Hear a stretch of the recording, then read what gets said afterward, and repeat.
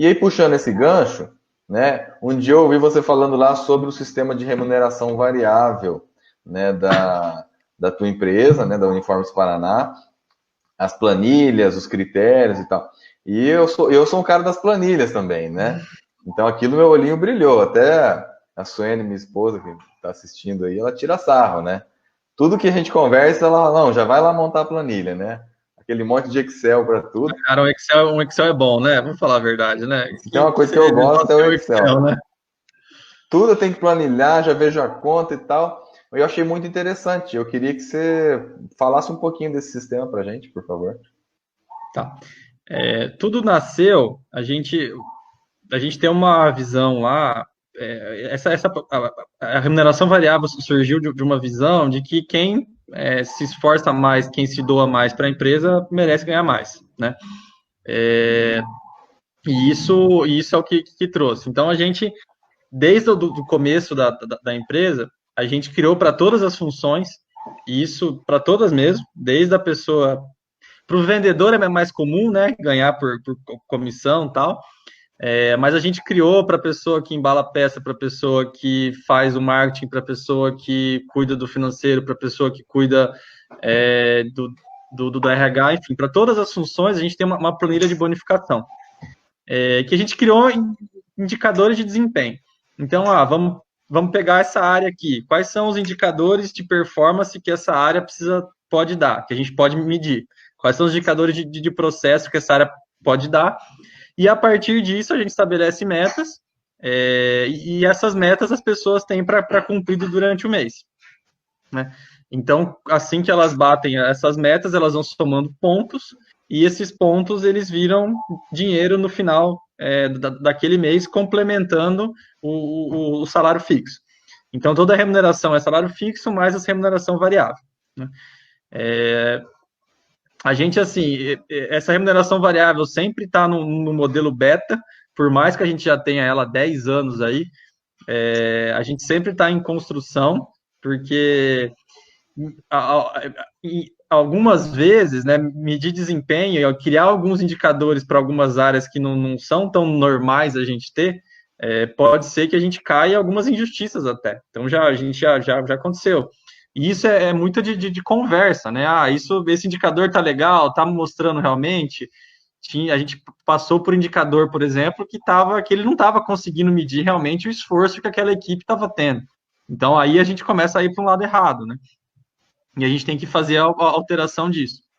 Então, eu acho que o importante é a gente sempre trabalhar para que esses indicadores mostrem o mais real do desempenho que a equipe tem realmente, para que a gente consiga remunerar mais quem está se doando mais. Eu acho que o objetivo partiu disso.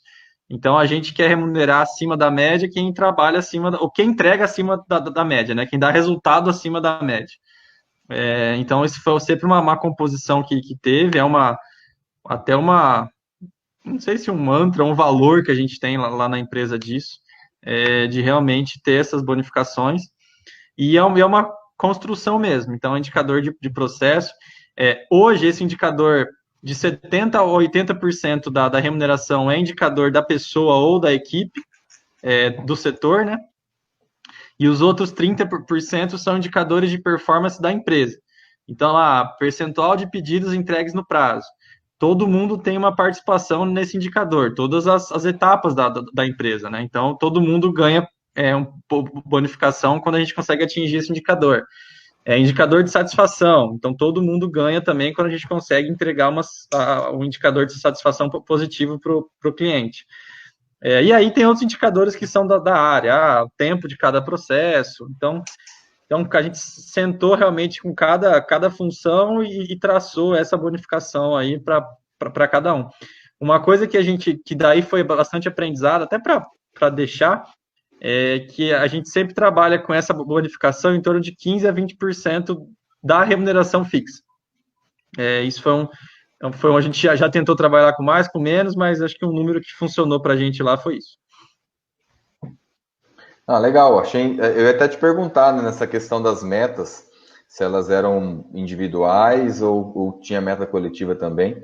Porque isso para mim sempre foi um desafio, né? É um tema que me interessa eu busco, eu leio, mas eu vejo que é difícil, igual você falou, tá sempre na fase beta, porque é, eu já vi cases assim que a empresa implantou e aí a meta era para cada departamento, né? Aparentemente tudo ok, cada departamento tem sua meta. Mas aí, às vezes, para cumprir uma meta de prazo, um setor joga o problema para o próximo. Exatamente, E para o exatamente. dono da empresa não faz sentido nenhum ele Não, pagar não resolve nada do problema. um bônus para a galera que está jogando o problema para frente, né? E, e eu imagino o tamanho do desafio, né? No seu caso, é a indústria, né? Então, mas mesmo assim, alguns setores sejam mais difíceis de medir, né? Igual uma vez eu estava conversando com um amigo meu sobre a minha empresa, ele falou: Ó, Diego, como é que você mede o resultado da tua empresa? Né? Então, porque ele fala, se você não tem como medir, não tem valor. E eu fiquei dias pensando aquilo, porque eu vendo cursos, formação para gestores públicos e vereadores, né? E eu vou lá, dou o curso, e como é que eu sei se aquele curso mudou alguma coisa na atuação desse gestor depois? Isso mudou até minha forma de trabalhar, assim, eu criei alguns mecanismos, é claro que é subjetivo, né? Mas eu criei mecanismos aí de feedback, de entrar em contato com o pessoal, tá Legal. conseguindo, as ideias que eu dei aí, tá funcionando? O modelo de projeto de lei, deu para usar aí, deu para adaptar, né? E eu acho bem interessante. É um assunto, claro, que se a gente quiser, dava para ficar uma semana aqui falando, né? Dá mais uma live a gente falar sobre indicador e meta e forma de medir. Isso tá tranquilo. Eu também gosto muito. E é um tema que iria longe, mas infelizmente a gente não tem todo esse tempo. E eu passaria para próxima pergunta minha, que é o seguinte: a gente está vivendo essa pandemia, como que seu segmento ou a tua empresa foi afetado ou não foi afetado? Cara, eu trabalho com. A gente trabalha com uniformes, né? E para vender uniforme eu preciso de gente com emprego, basicamente. Então, gente que não tem emprego não usa uniforme. E agora ainda surgiu uma modalidade nova, né? Gente que tem emprego, mas está de home office, que também não usa uniforme. Então, o nosso setor, ele foi impactado, sim. Talvez não tanto quanto o turismo, né? Que acho que foi o setor que foi mais impactado aí. Acho que turismo e eventos, talvez. E evento, exatamente. Mas, assim, e aí turismo envolve alimentação, bar, né? Restaurante. Mas eu vejo que a gente teve um impacto, né? Então, como eu falei, esse monte de gente desempregada, a gente tem um problema que as pessoas não vão usar uniforme mais. E a gente tem um agravante que a recuperação disso é muito lenta, né? Então, a gente já tinha sofrido esse problema de desemprego alto na última crise lá de 2016, 15, 16. A taxa de desemprego aumentou muito. Aí, quando ela começou a cair, quando começou a aumentar o número de contratações de novo, que, né, quando contrata a gente, teoricamente, a minha demanda aumenta. Então, veio essa outra, a gente nem tinha recuperado do baque inteiro lá de 2011, 2015, aí veio essa outra crise que vai piorar um pouquinho mais. E, além disso, as empresas também, elas ficam muito mais receosas em trocar o uniforme, né? Então, se a empresa trocava o uniforme uma vez por ano, ela vai deixar o cara com o uniforme lá até chegar num ponto que não dá mesmo mais para o cara usar, aí troca. E ao invés de trocar, em vez de trocar todas as peças dele, ele vai fazer duas peças para repor. Então, quem compra, diminuiu a compra porque talvez mandou gente embora, diminuiu um pouquinho mais a compra porque está segurando o máximo e só está trocando quem realmente precisa. E isso impacta em tudo, né? Então, impacta no processo produtivo, que eu tenho que me adaptar para uma produção muito menor e muito mais diversificada, né? Então, não consigo ter volume, impacta em custo, impacta em venda realmente, impacta em estrutura. Então, o nosso negócio sofreu. E ele vai sofrer, assim, o que a gente imagina é que ele vai sofrer por um tempinho a mais. Talvez ele tenha sofrido menos agora, mas ele vai sofrer menos por mais tempo, né? E até todo mundo voltar realmente, até as empresas. Porque imagina uma empresa que ficou 30, 40 dias fechada, 50 dias fechado, Uma das últimas coisas que ela vai pensar na hora que ela voltar é: eu preciso trocar o uniforme das pessoas, né? É bem Salário, provável. imposto, fornecedor, né? Exatamente, ela está preocupada com um monte de outra coisa que ela vai ter que resolver, né? O uniforme, se estava lá na lista dela, praticamente foi lá para baixo, se não saiu. Então a gente espera um impacto no nosso setor aí prolongado, até pelo menos até um ano aí, para a gente talvez retomar aí, trabalhando muito mal que a gente estava tendo aí antes, um ano e pouquinho. E os planos para o futuro? O que você espera daqui para frente ou no médio e longo prazo para você e para a tua empresa? Cara, foi até uma frase que eu usei lá no Copegen, no começo, né? Logo que começou a pandemia, uma frase ficou muito gravado para mim, até compartilhei lá com o grupo, que é: a simplicidade é o mais alto grau da sofisticação, né? Eu acho que é a frase do Da Vinci lá, que escreveu, sei lá quantos, 500 anos atrás, e acho que está totalmente válido para hoje. Então, acho que a gente tem que repensar algumas coisas que a gente fazia que deixava a coisa muito complicada. E aí, complicada de uma forma geral, tudo, sabe? Era complicado, a gente dificultava o processo de mandar o pedido, a gente dificultava o processo de produzir, a gente colocava muito limitador nisso, limitador naquilo, dificultava a forma como tinha que ser feito ou alguma coisa. Então, acho que a primeira coisa foi entender isso, e acho que a fase que a gente está e o que eu vejo para o futuro é um pouco disso, a gente ser muito mais simples, e quando eu digo simples, não é desleixado, né? Mas é simples de fazer as coisas com uma leveza um pouco maior, tratar alguns processos mais simples, talvez, deixar alguma coisa mais complicada, entender realmente o que é importante e valorizar aquilo mais, entender o que precisa ser feito mais rápido e fazer rápido. Então, é fazer esse olhar para dentro. É, e o plano para o futuro, eu acho que uma parte é isso: a gente tentar deixar a empresa um pouco mais rodando mais leve, né? Te desburocratizando. Já que a gente não pode desburocratizar o país, a gente tem que desburocratizar a empresa. E conforme a gente vai. Eu não sei porquê, mas a gente gosta de burocracia, né? Então, acho que esse é um ponto que a gente precisa nas empresas deixar isso um pouco mais rápido. Uma outra coisa também, que daí até por essa questão de indicadores e tal, acho que a gente vai precisar investir bastante em tecnologia, né, para ter formas de controlar melhor, formas de medir melhor, formas de se relacionar com o cliente melhor, formas do cara comprar melhor. Então, por exemplo, a gente já tinha feito várias tentativas de ter um e-commerce da empresa, e nunca tinha codado. Então, a gente começou a pandemia sem e-commerce. Isso, hoje eu vejo que foi ruim, né? Naturalmente. Então, a gente não tinha uma presença digital de venda efetivamente. Então, a gente nunca conseguiu entender muito bem como vender uniforme pelo e-commerce com um produto personalizado, com a logo do cara, da empresa dele.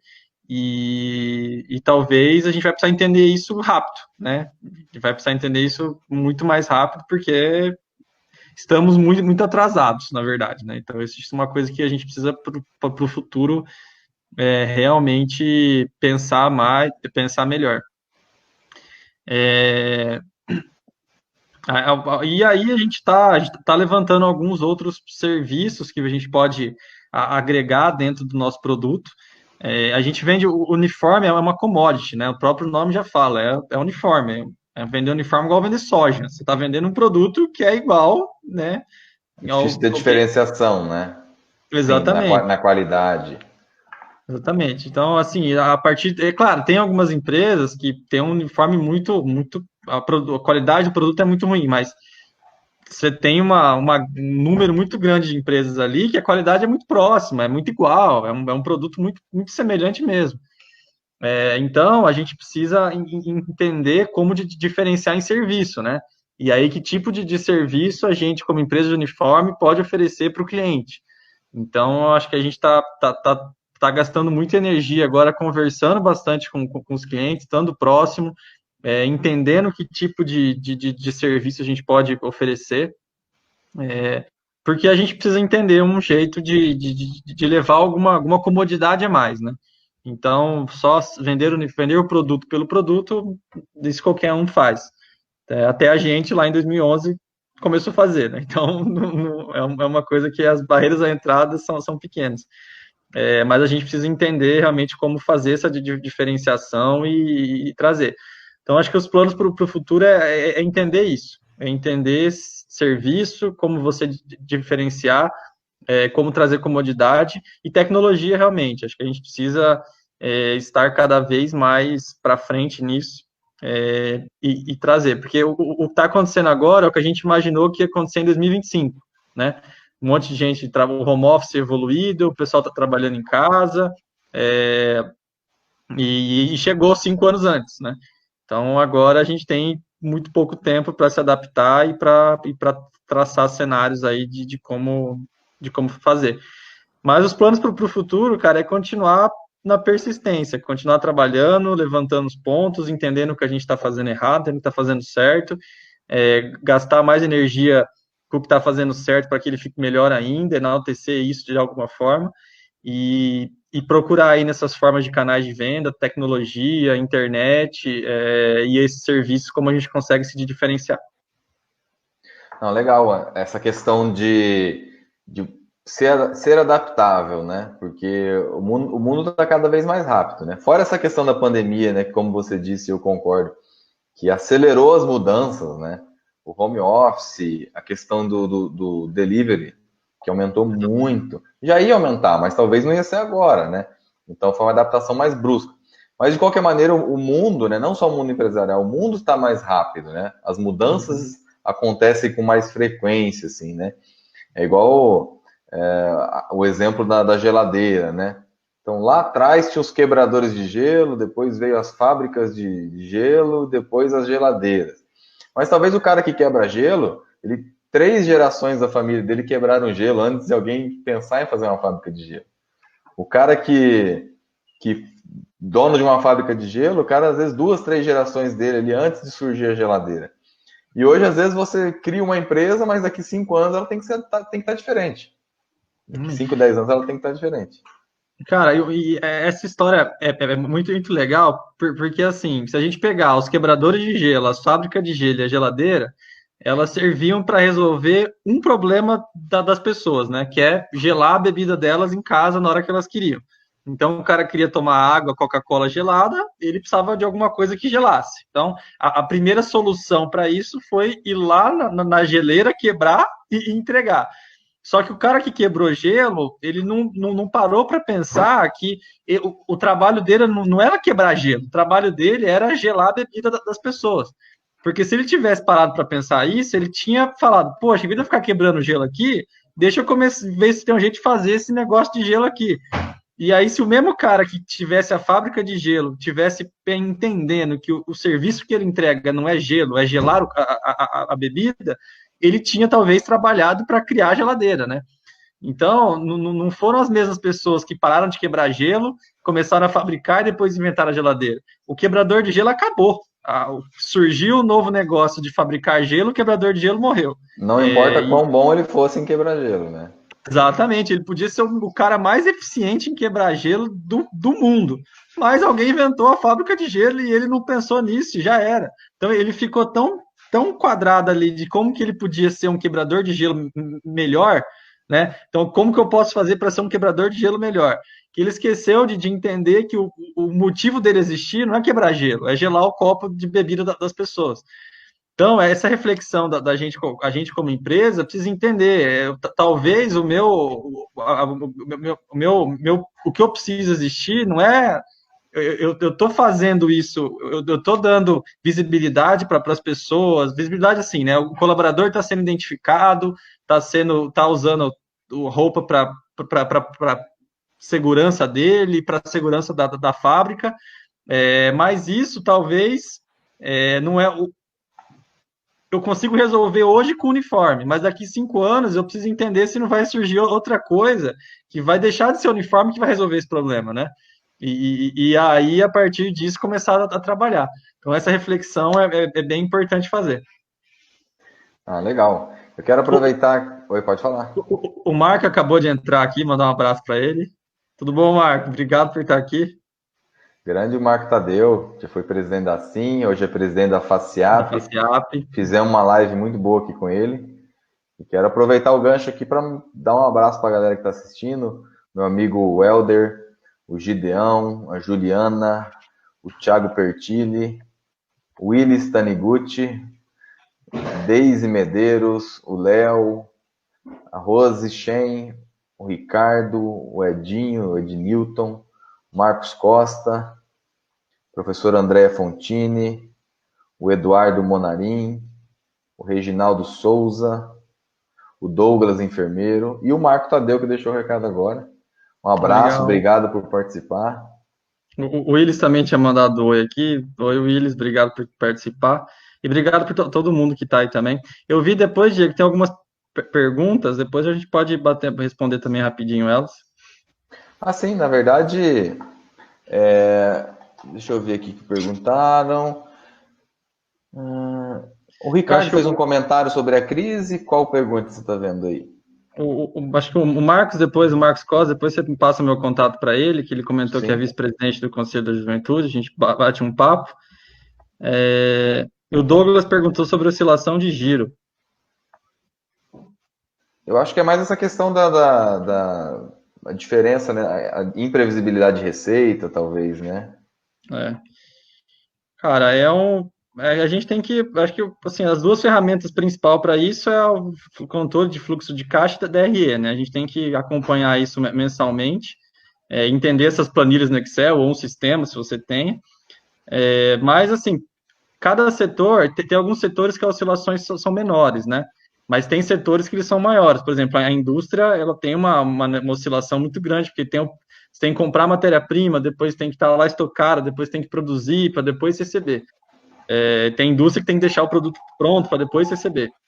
Então, a confecção mesmo de moda trabalha com 6 meses antecipado, né? Já estão comprando matéria-prima hoje para a coleção de inverno. Estão começando, dentro do cronograma normal, agora em julho eles já estão comprando tecido para vender em março do ano que vem.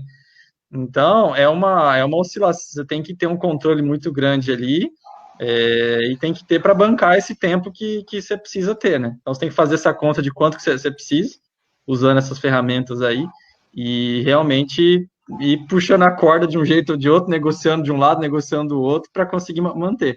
Mas essa é uma dificuldade que a gente passa sempre também. Não, e quando, em época de abonança, né, a gente acaba esquecendo, por exemplo, de um capital para emergência, né?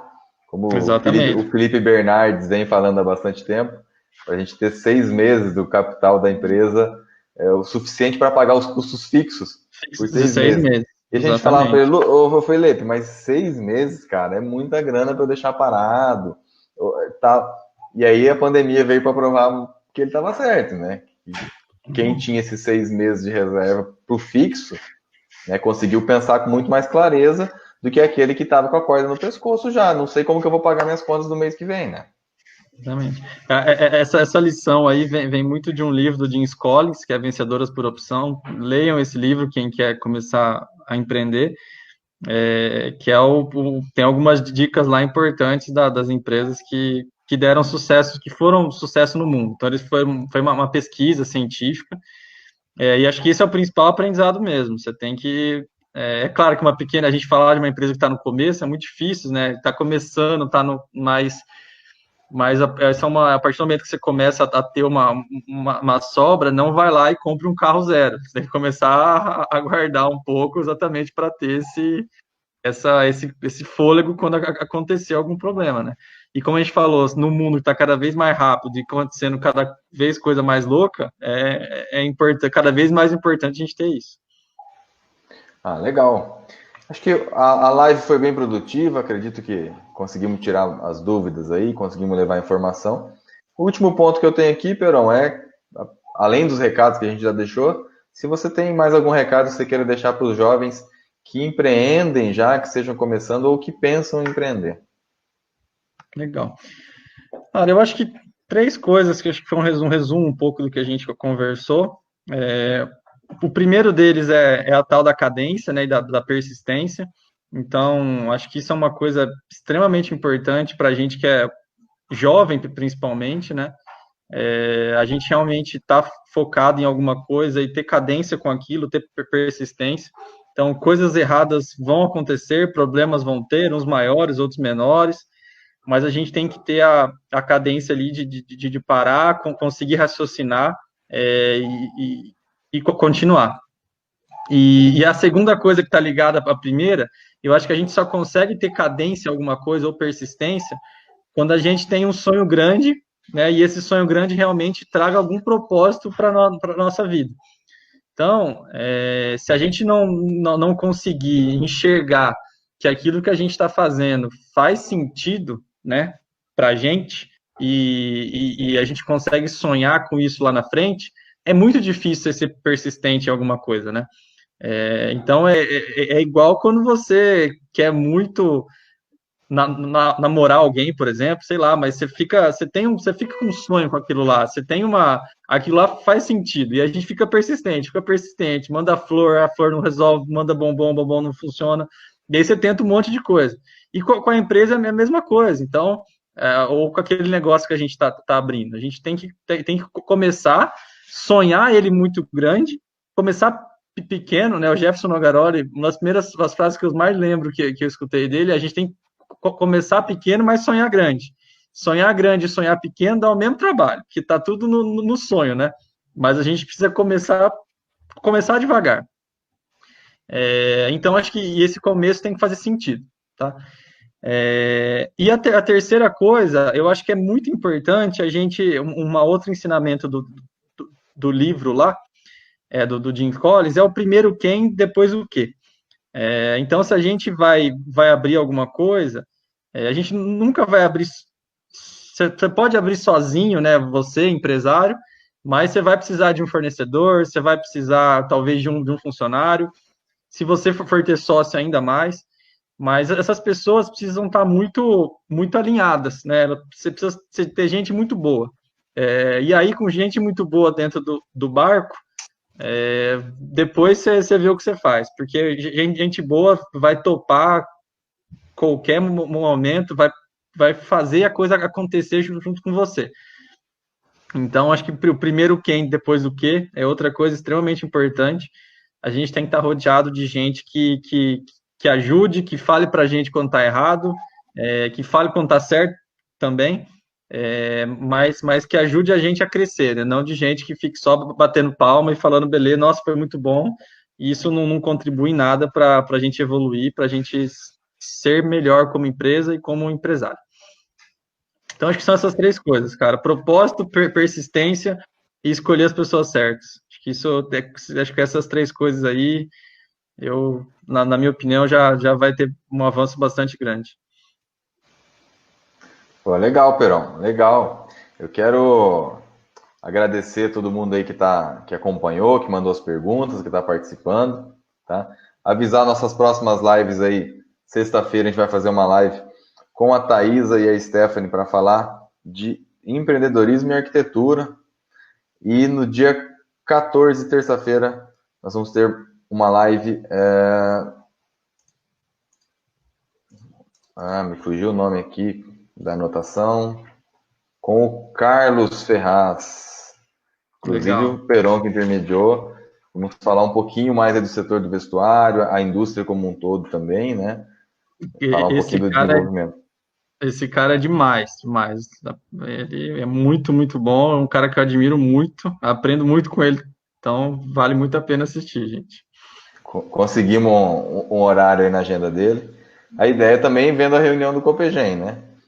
Então, quero agradecer todo mundo que está nos assistindo e agradecer mais uma vez você, Perón, por topar aí, você deu um pouco do seu tempo para trazer uma informação, trazer um incentivo para a galera aí que quer empreender e passar a palavra para você para fazer os encerramentos para a gente, por favor. Legal. Bom, acho que primeiro agradecer, Diego, pelo convite, agradecer a todo mundo que participou, que estava com a gente aqui. Para mim, assim, eu entendo como até um dever a gente participar de ações como essa, Diego, porque pelo tanto que eu já aprendi, pelo tanto que eu aprendi assistindo outras pessoas e outras pessoas compartilhando conhecimento. Então, acho que sempre quando surgem essas oportunidades, eu realmente gosto muito de estar, porque eu acho que eu tenho esse dever de também passar um pouco do que eu aprendi para os outros. E acho que também agradecer bastante o Copegem por isso, né? Acho que se eu estou aqui, boa parte é por estar ocupando essa posição de presidente hoje. Agradecer a equipe inteira lá do conselho, que mesmo nesse momento de pandemia aí, a gente está firme, está lá tocando os nossos projetos, né? A gente sabe que a dedicação que a gente tem que ter com as nossas empresas esse ano é muito maior, mas junto com as empresas a gente tem esse outro lado do associativismo, que é o conselho, a gente tem que fazer a coisa continuar andando por lá também. Então, acho que é isso. Qualquer coisa, se precisarem, pode entrar em contato comigo ou via Instagram. O meu Instagram é LDLPeron, depois qualquer coisa o Diego passa também. E o Facebook eu tenho, mas não uso muito, mas às vezes eu entro. Tem LinkedIn também, podem entrar em contato, a gente pode bater um papo. Tá ótimo. Peron, muito obrigado a todos aí que estão nos assistindo. Até a próxima, se Deus quiser. Um grande abraço. Beleza, gente. Boa noite. Valeu.